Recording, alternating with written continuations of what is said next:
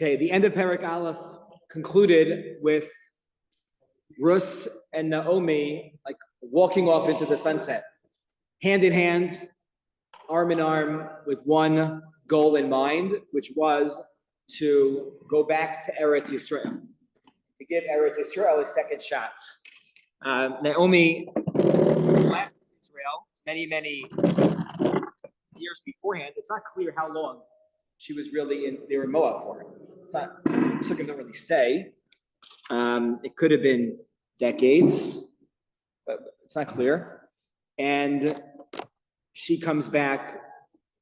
She left with a husband and two sons, and pretty wealthy, pretty well-to-do. And she comes back bereft of all of that with one daughter-in-law who was of Moabite origin. So just imagine if, like, I don't know, somebody who left Fairlawn for whatever reason, right, didn't go to Israel, like, but went downgraded to a community that there were no Jews in. That's really what happened here. Beis Lechem to Moab, stay Moab, the outskirts of Moab.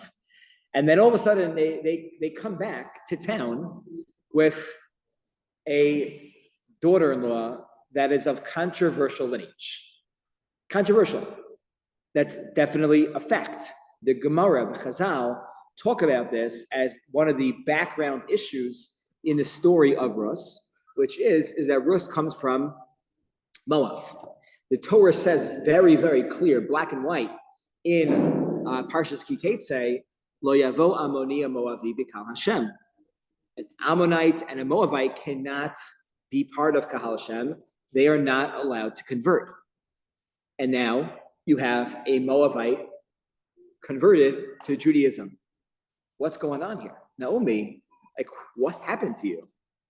And are you Jewish? And there's like a quasi-unclear Masorah that maybe that only applies to men. The prohibition only applies to men, but not to women. That halacha wasn't necessarily set in stone yet. We're in the times of Chazal. The Torah Sheba'al Peh is in process. It's not clear whether this is really the halacha on the books or not. This continues to haunt David HaMelech in his life, right? Some of his main agitators and people that are against him really are coming from, or using this as a pretext to attack him, saying that he comes from a lineage that's not Jewish. His yichus. What? It was a shofet. The shofet at the time is Ivtzan. Ivtzan zu Boaz. Right? So they will make a decision, and Boaz, the Beis Dino Shel Boaz, is going to paskin Moavi v'lo Moaviyah. It's not clear exactly when that happened. Some want to argue that happened like the day that Rus happened to come into town. That's when the psak came out. Works out well, or is in process, or it happened later. So Naomi is coming back to town, and she returns with Rus. And you have to imagine, they have to look for like a studio apartment somewhere. Where are they getting their money from?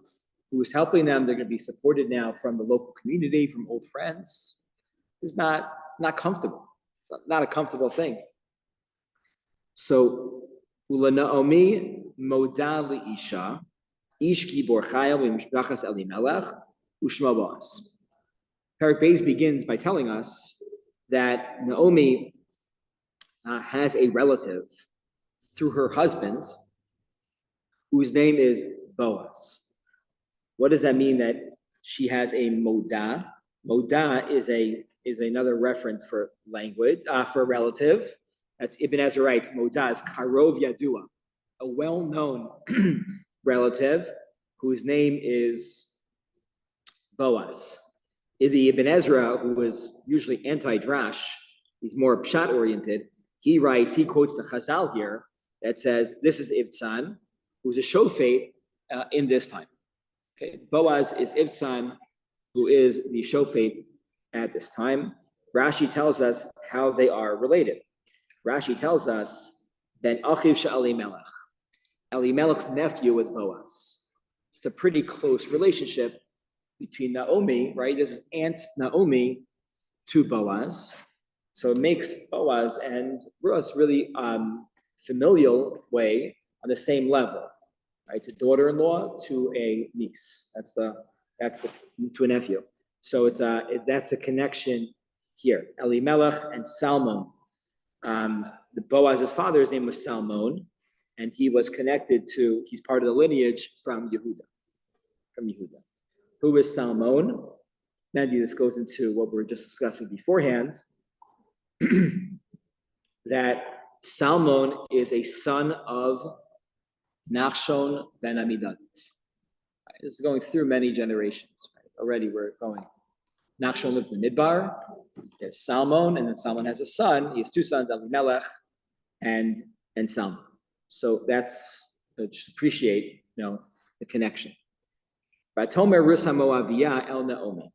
Elcha Nala Sadeh Valakta Bashibolim Achar Asher Em Sachein Be'inav Vatomer La Lachi Biti. They're starving, right? Number one, they have to find a place to live. Okay, so presumably somebody gave them a place to live. And now they're hungry. So they're living in Eretz Yisrael.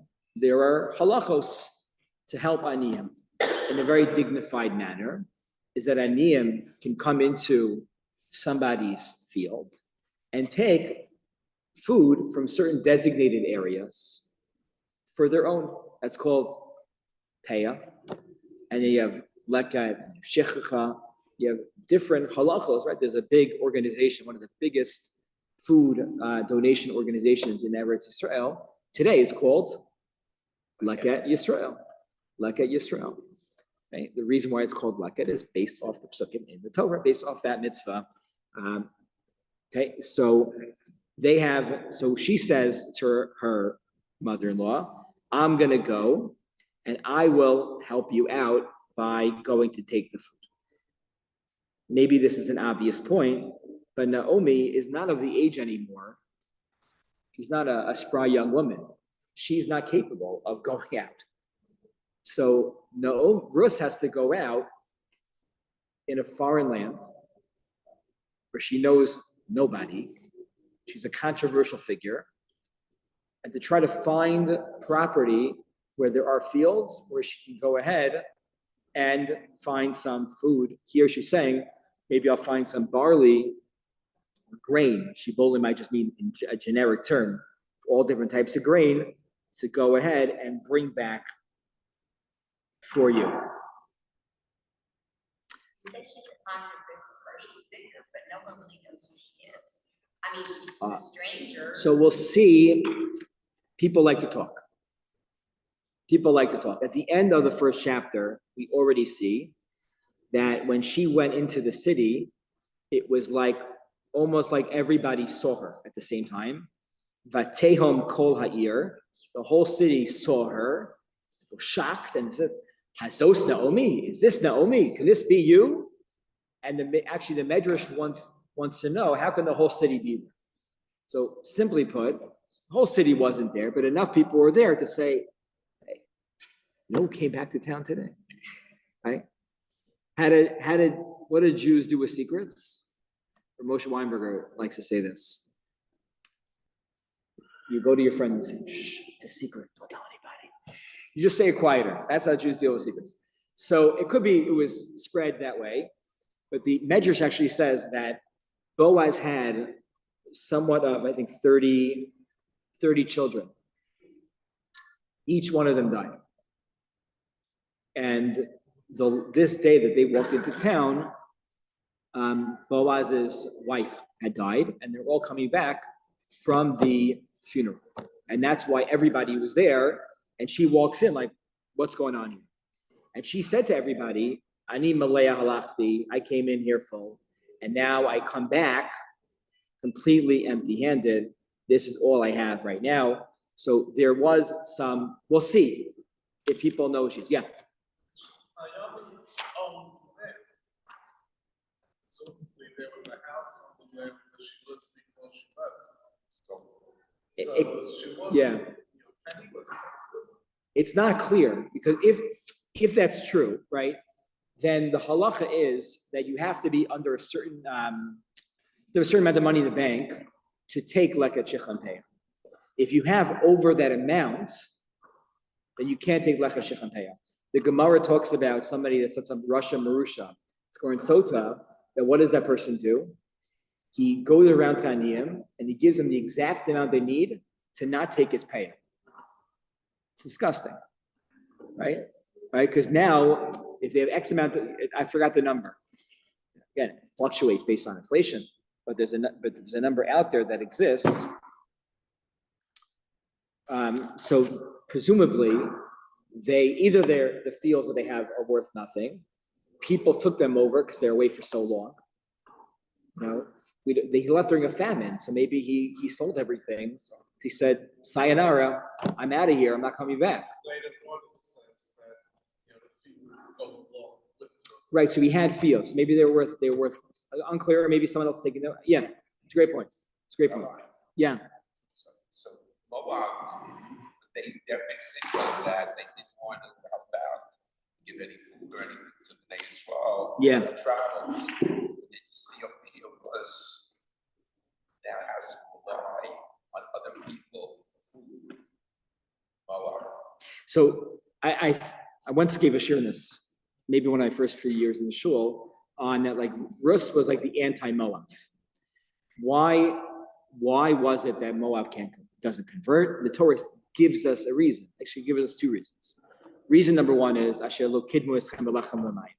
when we left Egypt, we were related to Moab. Lot's son is Moab. Lot's grandson is also Moab, right? So, and when we go out, we're mishpacha with them. They don't help us. Bread and water, come on, it's basic. We left with nothing. That's number one. Number two, they hired Bilam to curse us. So two reasons are given in the Torah itself. For a different time, we can discuss why you need two reasons. Isn't one reason good enough? But you see that Rus is really the anti, right? She is the definition of Rus, she's a balas chesed. She goes out of her way to help Naomi. She goes out of her way to, initiate, I'm going to find the food. I'm going to do it myself. So she, right, attaches herself to people that she's like semi-related to. She has an out. Naomi says to leave, and she doesn't leave. So maybe like she almost creates a reality for herself. This is not halachically, but ashkafically, that she can be Jewish because of what she has done for Naomi. She goes and she comes and she takes from the fields.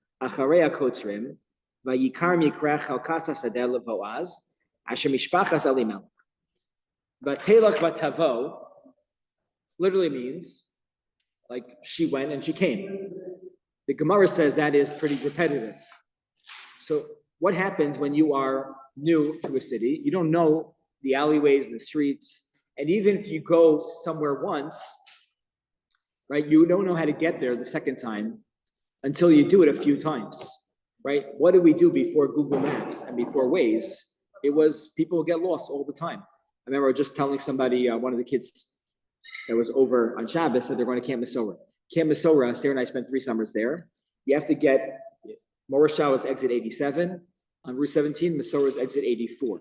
There's a half hour between exit 87 and exit 84. And then Morashah is 12 minutes off the highway. Mesorah, just keep on going and going and going. I don't know if anyone remembers. You have grandchildren? Yeah, so far.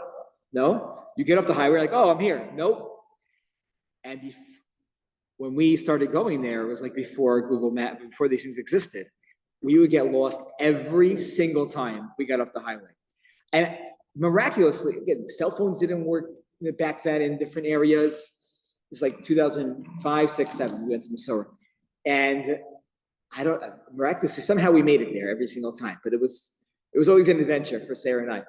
And because when you're not used to the place, it takes time to go.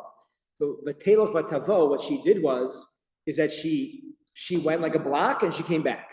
She went 2 blocks and she came back until she figured out her way. That's one interpretation of Vatela Vatavo.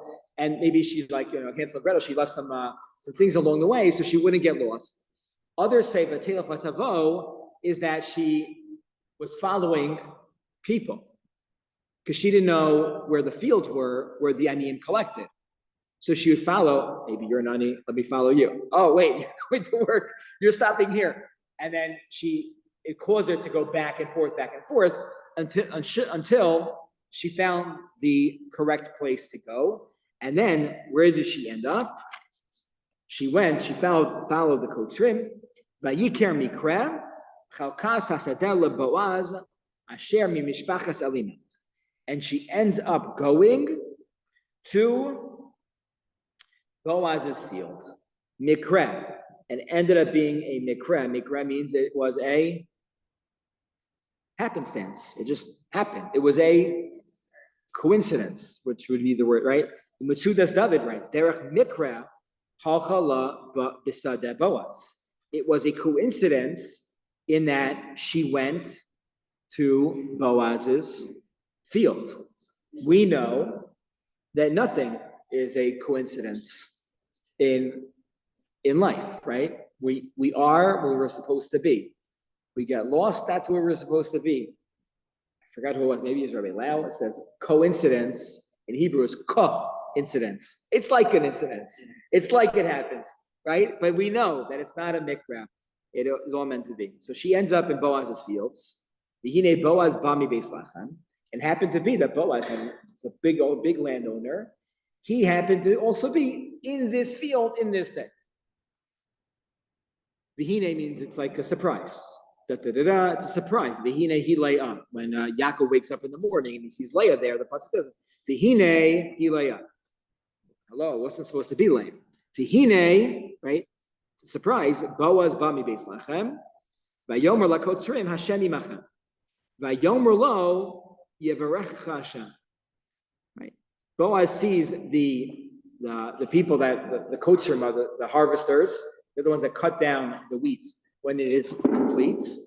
And he says to them, God shall be with you. And they respond, God shall bless you. It seems to be such an small detail in this story. The Gemara actually says that Boaz almost broke some rules over here. We don't typically use God's name in such a way. We say Shalom Aleichem, God's name is Shalom, but it's a lighter phraseology. He was using Hashem's name in greeting people, and that was creative, that was unique, that was new. It did not exist beforehand, using God's name in, acknowledging people and greeting people. Yeah. I love that this was a nice book. He was the first that says, how are you? Now, what do people say? Baruch Hashem. He was the first one that initiated that response. So someone says, how's on the books, who's the first one to say Baruch Hashem? Yisro said Baruch Hashem first. The Gemara says it was a kitrug to the Jewish people. It was an accusation to the Jewish people that he was not the first person to say that we needed a non-Jew or a ger to say Baruch Hashem, but that was the response. And Yisro said as a response to, you know what Hashem did to the Jewish people, and he said Baruch Hashem. Here, Boaz is being proactive, and what they say, it seems like so silly, like it's so small. It's not so small. Shoftim, as we all learned together, was a very difficult time for the Jewish people, very tumultuous, and ups and downs, and a lot of wars, and a lot of fighting, and a lot of death, and people felt very down about themselves. And the way that Boaz felt he was going to lift people up was one person at a time. He gave people chizuk and he greeted them with God's name. He said, I am using Hashem, I'm invoking God's name to say hello to you. Right, which was never done before in history, to give them strength that they perhaps needed during this time. Yeah. Boaz was just coming back from his wife's funeral. Yeah. How did he go to the fields? He should have gone straight home and said, It's a great kasha. I don't know. It's a great kasha. Why didn't you go right away? Rabbi Reisman, Yisrael Reisman, Brooklyn. Every single year for Shavuos for the last 38 years, or 33, 38, he's been giving Shiur on Megillas Rus. He goes through, in his style. For those that are familiar with his style, he's been teaching Tanakh forever, and he just learns it on every single level, and specifically on a halachic level, which is never really taught that way. So that's a great question, for a Rabbi Reisman type person. Like if Boaz is coming back from a levaya, which that's the medrash in Chazal, let's say that, then why is he here? Simple answer: maybe this is 7 days later. But it's maybe he wasn't. Also, maybe where was Boaz at this time? Was he in the fields, or is he by his house? And in Israel, they sit outside. I'm not saying that this is the answer, but thinking out loud with it. It's very common in Eretz Israel for people to sit shiva outside the house, in tents. It's very, very common. It's very, very common. We don't, in America, during COVID, it was like the biggest deal that people were sitting shiva, like in their backyards, and it's on their property. It's not leaving their home, but it's very different. The practice here is very different. It could be because the weather. It could be because the houses in Israel can't hold as many people. It's not clear as to why that developed, but it's not necessarily usher if you're still on your property. See, me had a question? No, okay. So Vayomer Boaz, pasuk K, Lena'aro Hanitzav Ela Kotzrim. So Boaz says to one of his guys who's overseeing the harvesters, Lemi Hana'ara Hazos. Who is this lady? Right? So do they know who she is? Right? Do they know who this woman is? Vayan Hanar Hanitzav Ela Kotzrim. So this guy, this Na'ar responds, who she is. Before we get there, Rashi says, quoting Chazal, Yossi is going to say it even stronger. His wife just died. He's asking about women. This seems to be very inappropriate. Not just with lowercase I. It seems to be very not the right thing to do. What is Boaz doing right now? Hey, is she single? What's going on here? He's sitting shiva maybe, and not always, but a lot of times people know who are coming to be Menachem Abel, and then all of a sudden he sees a stranger. Yeah. It's not hitting on her. He's just wondering who she is. Wondering who she is, right? Like it's on her later. Right, like sometimes somebody could be at shiva house, and you could be like to your spouse, like, do I know who that person is? Right. Like, yeah, okay, maybe that's what's going on.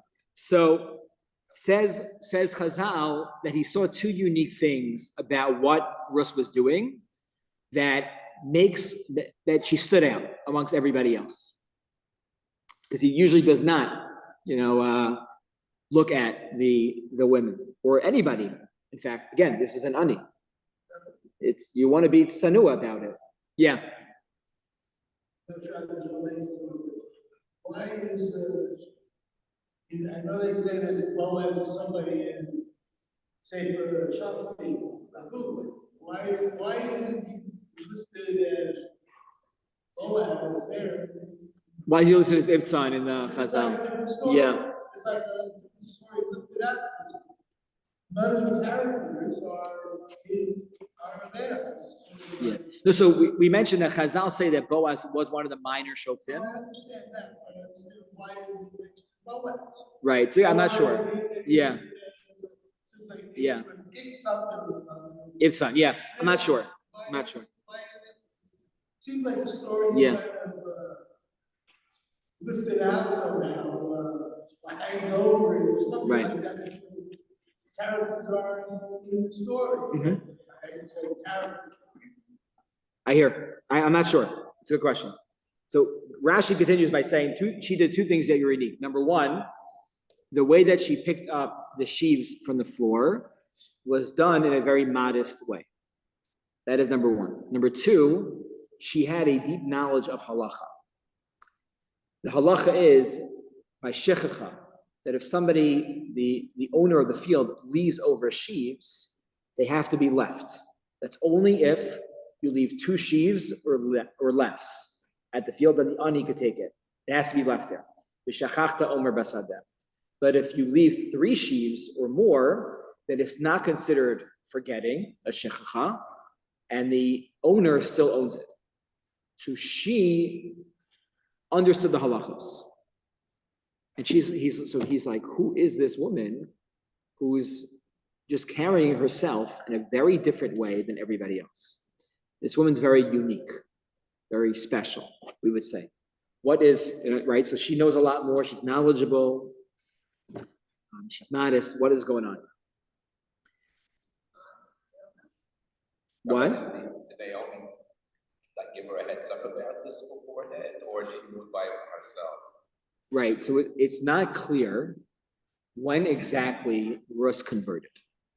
It's not clear.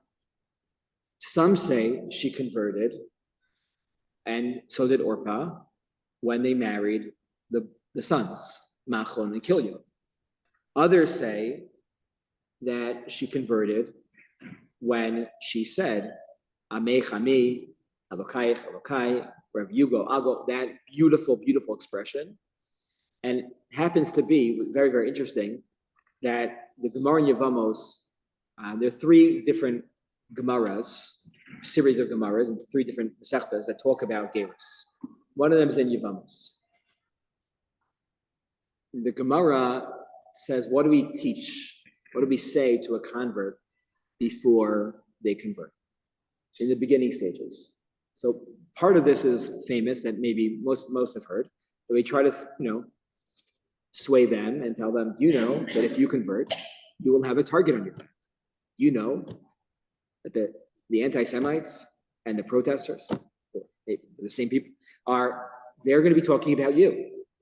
And that Hamas, right? You will be part of us. You want to do that? You want to be part of the Jewish people? And then the Gemara says, we teach them mitzvos chamuros, the mitzvos kalos. So the mitzvos chamuros are mitzvos that, do you know that if you separate a jelly bean from the whole jelly bean pile on Shabbos, whoa, you get stoning, skila. And you go through certain halachos that have very serious ramifications in halacha. And then you say mitzvos kalos. And what are the mitzvos kalos? Leket and Peah. Very interesting, right? So why are those the mitzvahs that we teach them? Maybe Chazal intuit that from Rus. How did Rus know this? She must have been taught some of these mitzvahs beforehand. Could be. Don't need a bezin to do a conversion. It's not clear. Today you do. Today it's not a question. Today it's absolutely true. You need a bezin. Is a bezin intrinsic in conversion? It's a conversation. In the Rishonim, we paskin you should have a conversion for many reasons. One is like we just need it to get out there and need to be. It's more bureaucratic today that you need that filed away.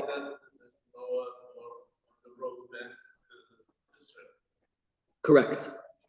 And the Jewish, there's a lot of controversial parts that, it's like murky. I would say more murky. Rabbi? The Jewish people converted when they left Egypt. Where did they convert? So the Gemara says that in preparation for Matan Torah, they clean their clothing. They metahir themselves. Presumably, the Gemara says they went to a mikvah. Right? Where's the mikvah? So, okay, someone argued that Moshe sprinkled the blood on them at the end of Parshas Mishpatim. That was like equivalent to a tvila b'mikvah, but it's a little bit murky, right? We know that they had a bris milah, right? We know that. We know that they accepted the mitzvos. We see that Rus did that also, right? But it's not clear. Okay. On what basis did she know halakha? That's what we're talking about. It's not clear where maybe Naomi taught her. It could be that Naomi taught her. They had a lot of nights together. a lot of time together. Maybe she taught her. Also, if Yeah, she's look, sending her out to the field because Naomi can't do it herself, it's very easy to say, oh, by the way, when you go, you can take this, but you can't take that. Right, It's not like there are 50,000 things she needed to know. It was pretty basic. Right. What's entire, what's a sewer. right. So it could be, yeah, it's she let on more that, and it's interesting that Boaz picked up on this and that other people were not aware of it as much. So the foreman, right, says, oh, you know who this woman is? Vayomer Na'ara Moaviyahi Hashava im Naomi Miste Moab. This is a Moabite woman who returned from the fields with Naomi, right? So Boaz wasn't there when she came back because Boaz was busy with other family matters, right? But they're identifying her as a Moabite woman who is connected to Naomi. Good or bad, right? It's not clear what this is. It could be that this is derogatory. On the other hand, she's helping out Naomi. Vatomer alakta vasafti va'omrim acharei kotzrim. And then this man continues to tell Boaz, she came to me and said, right, that please let me take some of the sheaves, some of the bundles after the kotzrim come.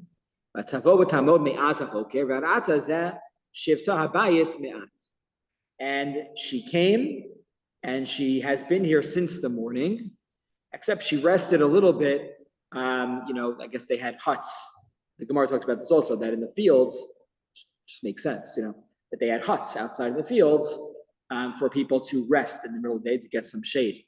They didn't have like those fans that go around your neck that you can have today to make it a little bit easier on you. Vayomer Boaz el Rus. So Boaz now goes out to Rus. Halo shamat biti, I heard about you. Al telchi lo kot basada. Don't go to do more, right? You don't need to go out and bother yourself by collecting more food. The gam lo tavorim mizeh, the chod tidbakin imna arosai. Where you are collecting, was understood, is where the ruffians are. People, it's a little bit unsafe. Don't collect with them anymore. You collect with the other women. There's a place where the women themselves go collect. It's separate. It's safe. You collect with them. I'll show you where that is, and I will take care of you. Okay, and he says to her, I'll watch out for you. I'll take care of you. If you're thirsty, you're hungry, we have a coffee room, we have a break room. This is the code. You can go in. 613, right, is the code. You can go in and you can take the food. Okay, we'll stop here for today. But again, gave you a little flavor and again, as we say, the rest is history. But this is such an important. Take time over Shavuos. It's 4 meals over Shavuos, right? It's 4 prakim of Megillas Rus. You can learn a little bit from each parak at every one of your meals. Great to take. Thank you, Rabbi.